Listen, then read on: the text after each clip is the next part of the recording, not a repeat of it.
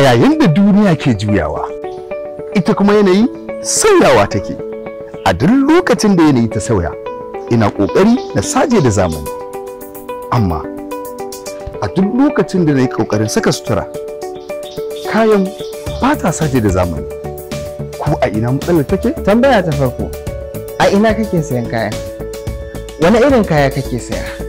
Inda babban matsalar take, a ina kake yin ɗinki? A wannan zamanin idan baka mu'amala da Abawa Stitches Limited wajen ɗinki da take tafiya daidai da wannan zamanin, to dole ka tsinci kanka cikin wannan matsalolin.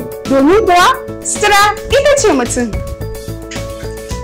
Sutura ita ce darajar ɗan adam. Ita mace a wajen kwalliya aka santa. A duk lokacin da nake son ɗinki na kicire ni Abawa Stitches Limited nake ziyarta. Abawa Stitches Limited, ingantaccen aiki ta zamani. Abawa Stitches Limited, babu saba alkawari. Abawa Stitches Limited,